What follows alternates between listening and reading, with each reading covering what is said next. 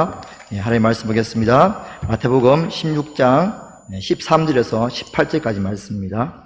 마태복음 16장 13절에서 18절까지 말씀입니다.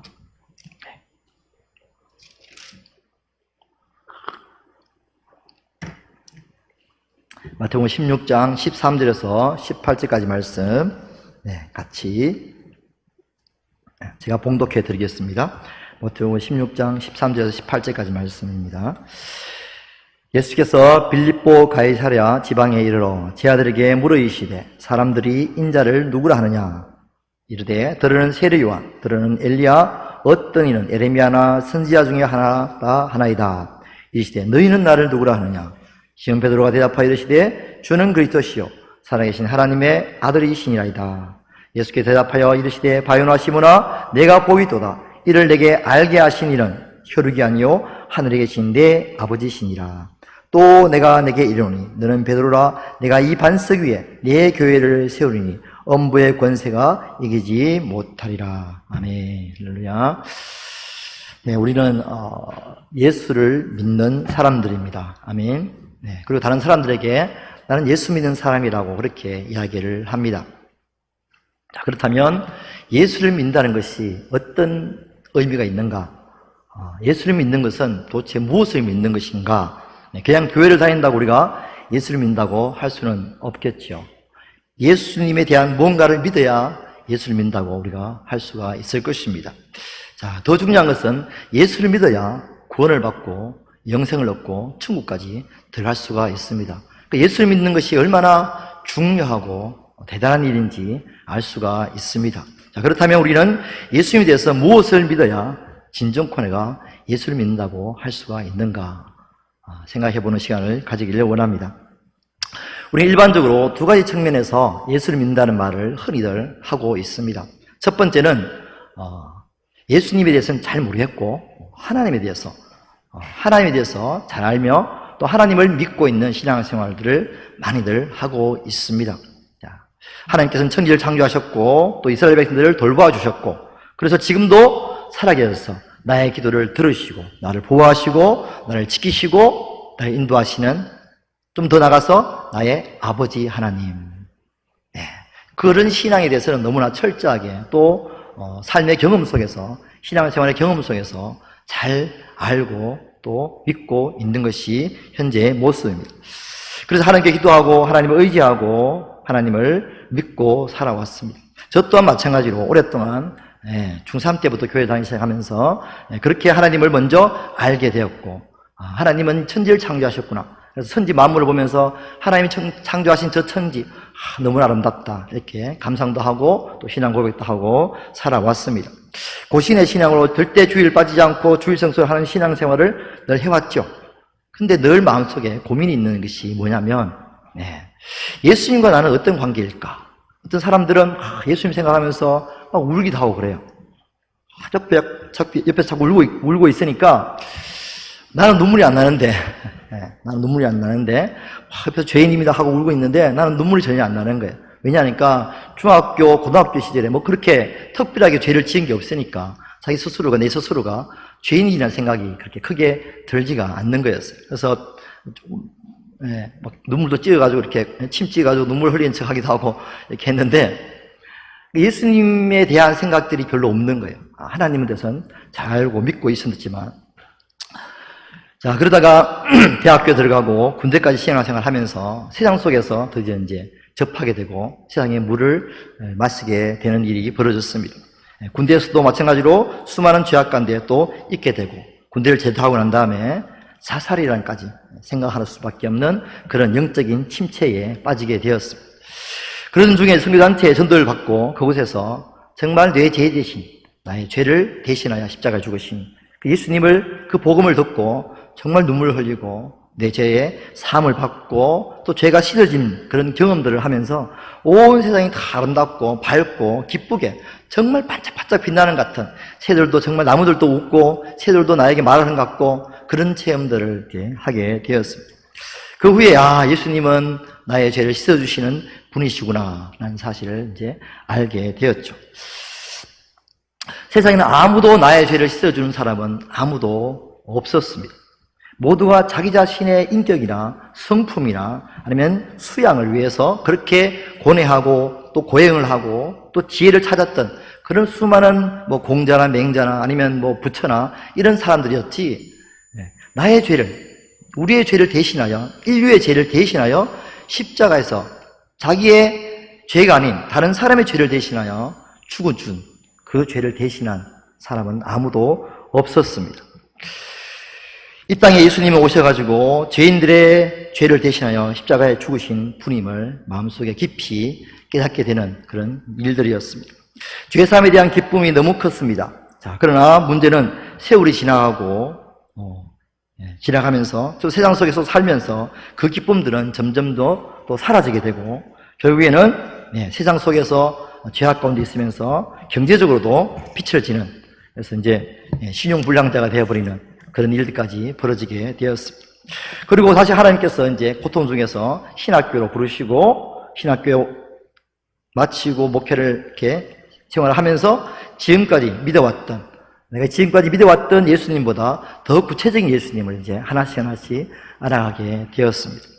성경을 보고 연구하면서 알게 된 예수님은 한마디로 그리스도였습니다. 그리스도.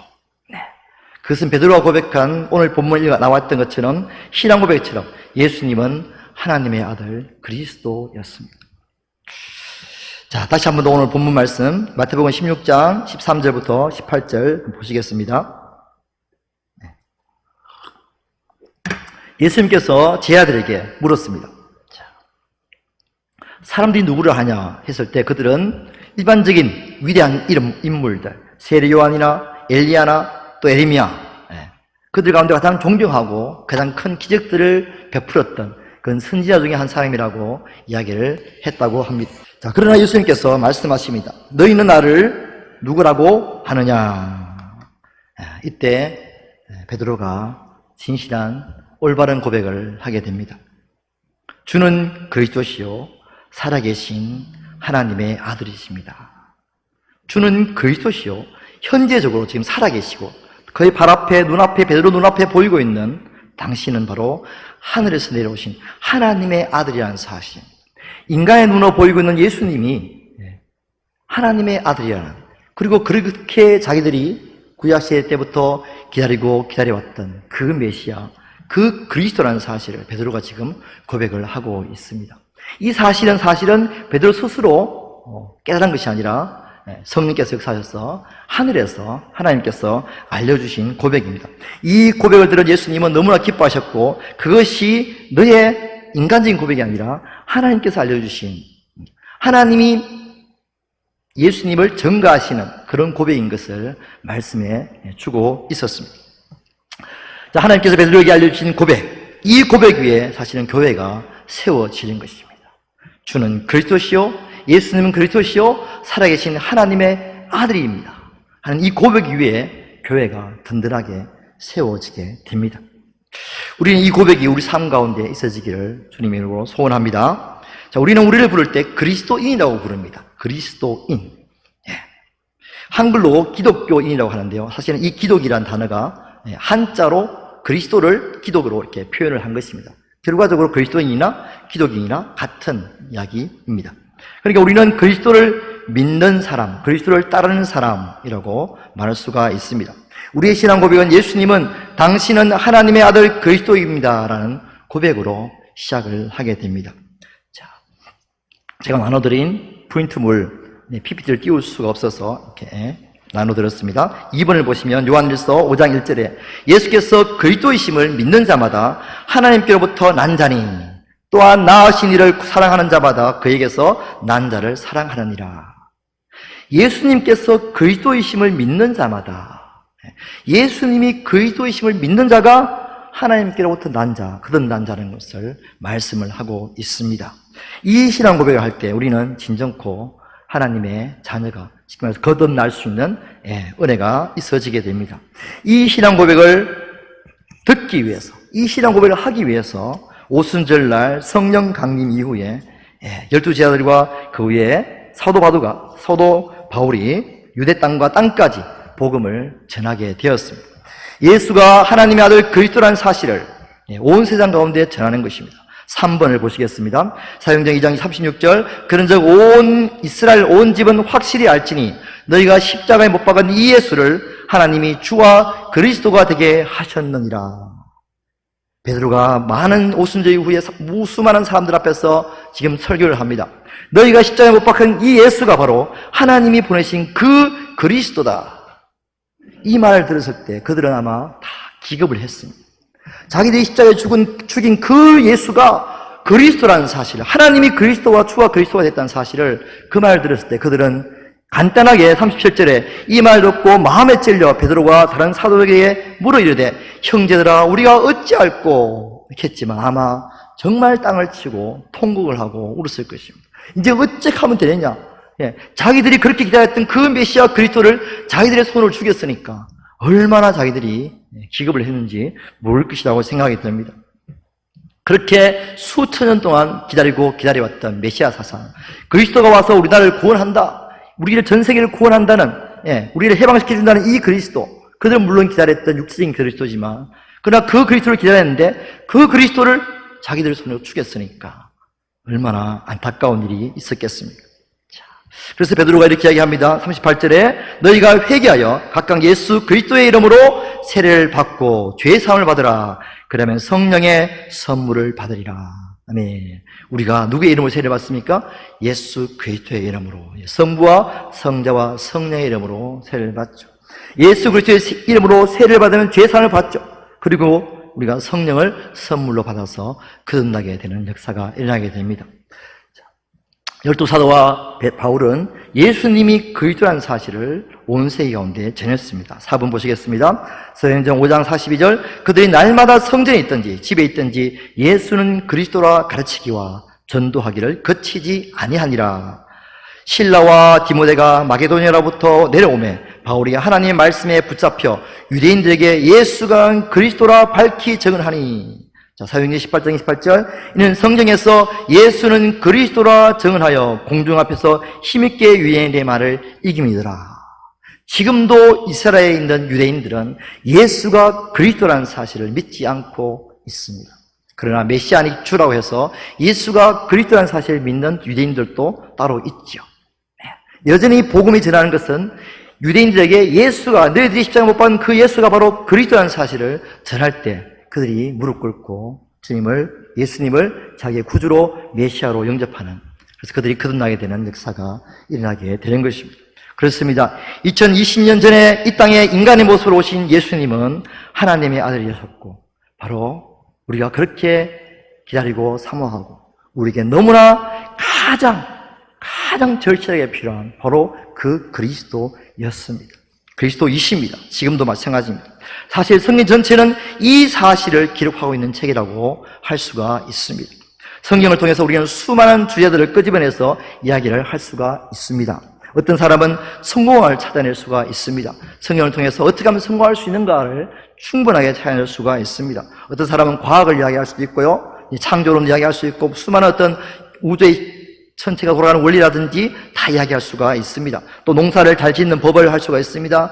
이렇게 희년을 준다든지 땅을 놀게 한다든지 이런 법들을 배울 수가 있습니다. 그래서 농사를 잘 짓는 그런 관정도 많이 볼 수가 있었습니다.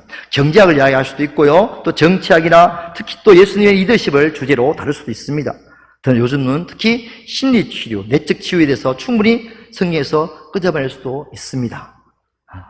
현재적으로 강당에서 수없이 다루고 있는 또 주제들이기도 합니다. 물론 틀린 것도 아니고 잘못된 것도 절대 아닙니다. 충분히 성경에서 찾아서 다룰 수가 있는 주제될 수가 있습니다.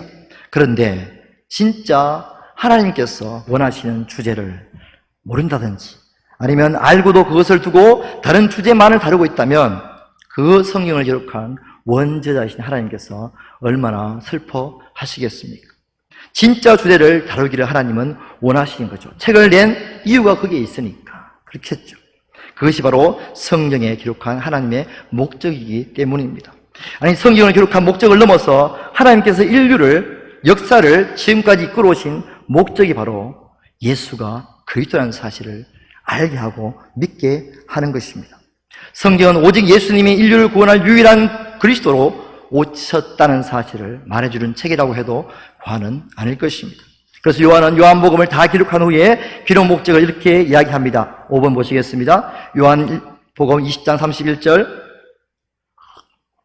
오직 이것을 기록하면 너희로 예수께서 하나님의 아들 그리스도이심을 믿게 하려 함이라. 너희로 믿고 그 이름을 힘입어 생명을 얻게 하려 함이니라. 아멘. 예수님이 그리스도이시라는 것을 믿고 그것으로 인하여 영생을 얻게 하시기 위해서 요한복음을 기록했다고 요한은 말하고 있습니다. 저는 성경 읽을 때 가장 먼저 읽어야 할 책을 요즘은 에베소서라고 말씀을 드리고 있습니다.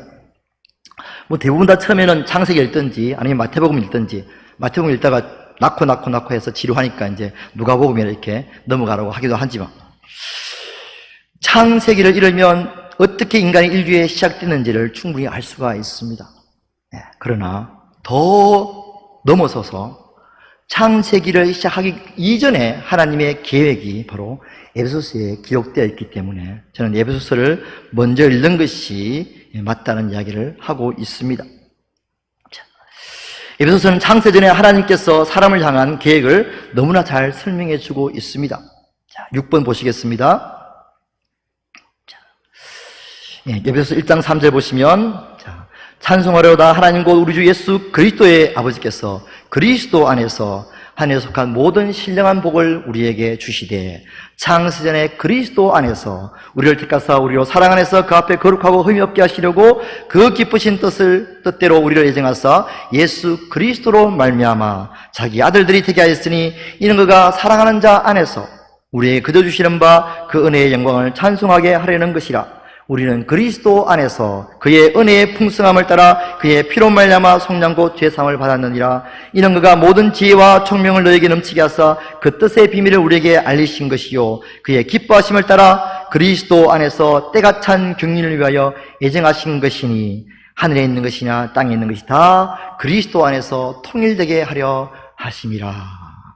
창세전에 하나님께서는 그리스도 안에서 모든 것을 행하실 것을 계획하시고 예정하셨음을, 그리고 실행하셨음을 볼 수가 있습니다.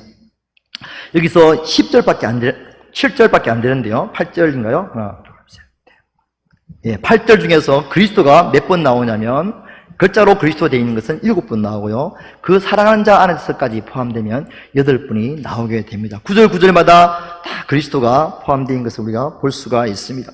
하나님의 계획은 오직 그리스도로 말미암아 사람에게 하나님의 뜻을 이루신 것임을 볼 수가 있습니다. 따라서 그리스도를 떠나서는 아무것도 할 수가 없는 것입니다. 창세전에 하나님은 우리에게 그리스도 안에서 신령한 복과 그리고 거룩하고 흠이 없는 삶을 살게 하시고자 하셨고, 또 하나님의 자녀가 되게 하셨으며 또 하나님께 영광의 찬송을 부르게 하게 하셨습니다. 그리고 결국에는 그리스도 안에서 모든 것이 다 통일되게 하게 해주셨습니다.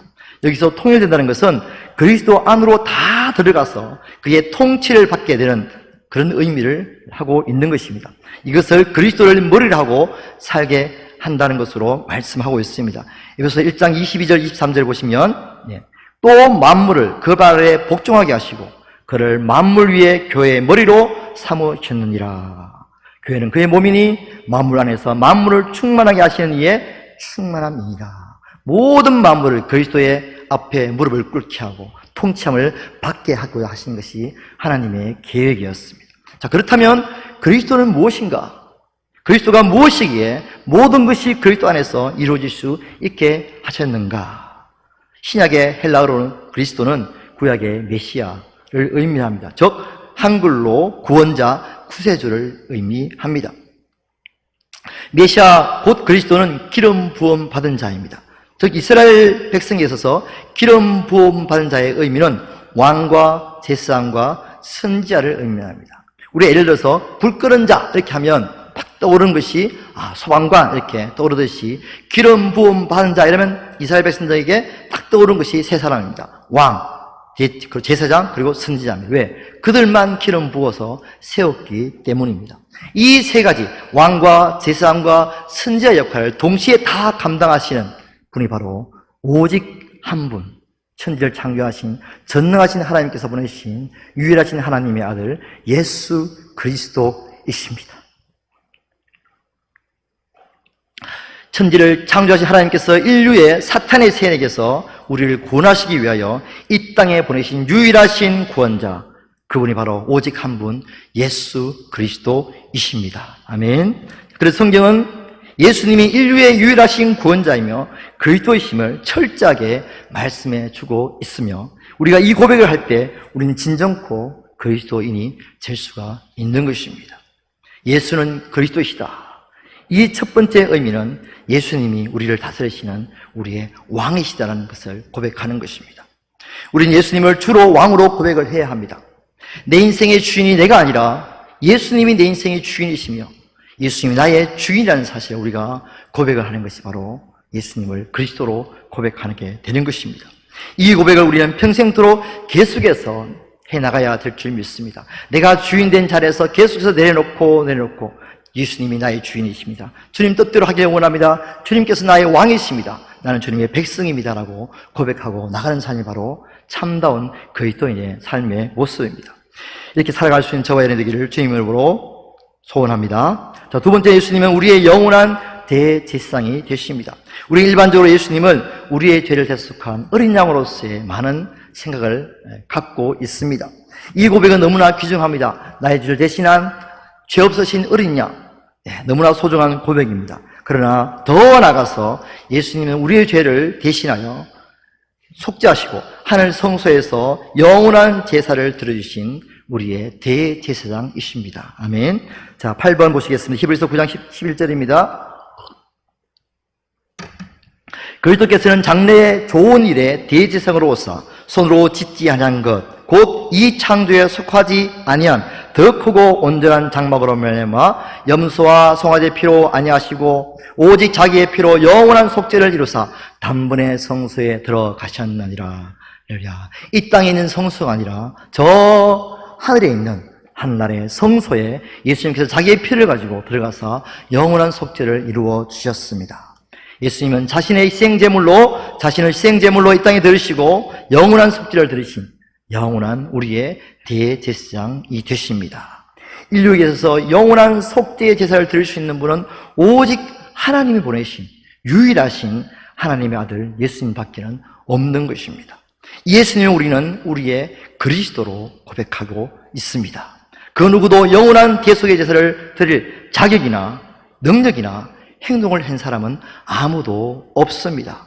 오직 예수님밖에 없습니다. 할렐루야.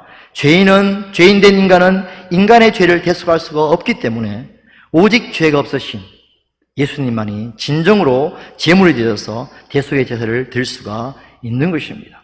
또 하나님과 우리 사이에서 지금도 우리 위해서 중보하시는 예수님은 중보자이십니다.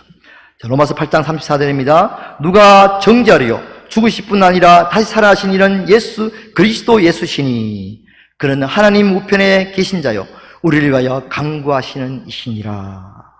예수님 지금도 우리를 위하여 간구하여 주고 계십니다. 성령께서도 우리를 위해서 말할 수 없는 탄식으로 간구하고 계신 것이 맞습니다. 그러나 더 나아가 또 예수님도 우리 위해서 지금도 간구하여 주십니다. 특히나 우리가 죄를 지었을 때에 예수님은 우리를 위해서 지금도 십자가에 달려서 드리신 그 기도를 드리실 줄로 저는 믿습니다. 10절 누가복음 23장 33절 34절에 보시면 주님께 드리신 기도의 내용이 나옵니다. 34절에 예수께서 이르시되 아버지여 저들을 사하여 주옵소서 자기들이 하는 것을 알지 못함이니이다. 아버지 하나님 저들의 죄를 사하여 주옵소서 저들은 자기가 하는 것을 알지 못하기 때문에 그렇습니다. 지금도 우리가 하나님에 대해서 너무나 모르는 것이 너무나 많이 있습니다. 영적인 무지에 속에 있는 것이 너무나 많이 있습니다.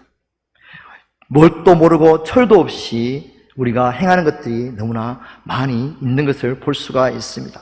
우리는 점점 더 하나님과 예수 그리스도를 알아가야만 합니다.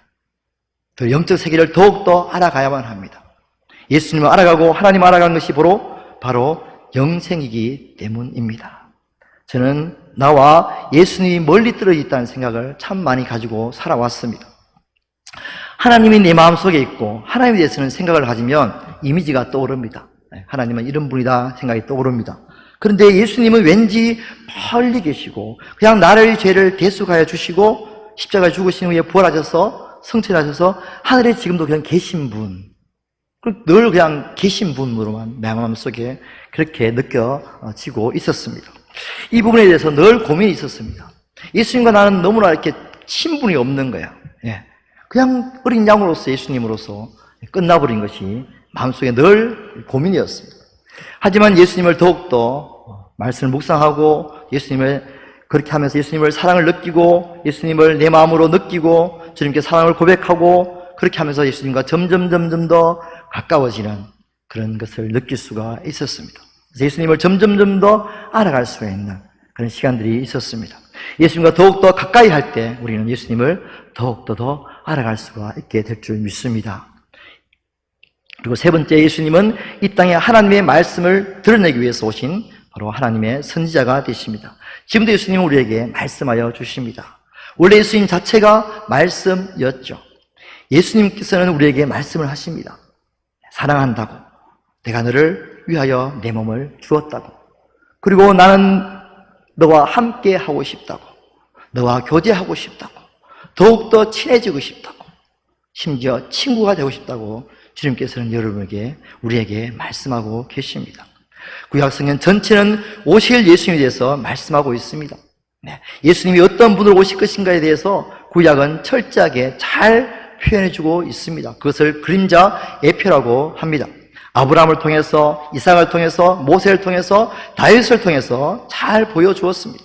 믿음의 조상 아브라함은 오직 예수를 믿음으로 구원받을 것을 예표하셨고요, 이삭을 통해서 번지로 들어진 걸 통해서 죽음에서 다시 살아나실 예수 그리스도를 예표해주고 있습니다. 인류를 구원할 구원자를 모세를 통해서 잘 보여주셨고요, 또 진정한 평화의 왕, 순종의 왕으로서 다윗을 통해서 잘 보여주었습니다. 그리고 이스라엘 백성의 제사제를 통해서는 더욱더 예수님에 대해서 우리가 잘 알 수가 있게 하나님이 나타내 주셨습니다. 자, 성막 그림을 보시면 성막은 예수님의 인성과 희생과 구원과 거룩하심과 부활을 너무나 잘 말씀해주고 있습니다. 성막의 맨 첫 번째 금은 천막은 해달의 가죽이라고 합니다. 수달과 같은 과에 있는 짐승인데 요즘은 잘 없다고 합니다. 해달의 가죽으로 이 볼품이 없습니다. 시커멓고요. 이 볼품이 없다는 것은 볼품이 없으신 예수 그리스도의 인성을 이야기를 하고 있습니다. 두 번째, 붉게 물들인 수양의 가죽은 십자가에 피 흘리시는 예수님의 고난을 보여주며, 안쪽의 흰색 염소틀은 예수님의 거룩성과 예수님의 부활을 의미를 합니다. 또 성막 안에 있는 모든 기구들과 제사 제도들이 다 예수님을 예표하고 보여주고 있습니다. 떡상은 참된 양식인 떡 대신 예수 그리스도를 보여주고 있으며, 촛대는 세상의 빛 대신 예수님, 향단은 중보 대신 예수 그리스도, 휘장은 예수님의 몸이며 지성소는 예수님 안에 들어가는 것을 의미를 합니다. 예수님 자체를 의미하는 것이죠. 예수님, 찢겨지신 예수님 몸 안으로 우리가 들어가서 예수님과 만나고 예수님과 교제하는 삶을 살아갈 수가 있게 되는 것입니다. 성전을 헐어라, 내가 3일 만에 다시 지으리라. 그 성전은 예수 그리스도의 자신, 육체를 가리킴이라고 말씀을 합니다. 성전 되신 예수 그리스도 안에 들어가서 우리가 그분과 함께 먹고 마시는 삶을 살아가는 것을 말씀을 하고 있는 것입니다. 따라서 모든 것이 다 예수님에 대해서 말씀하고 있습니다. 예수님이 이 땅에 오셔서 그 그리스도이심을 분명하게 드러내주고 있습니다.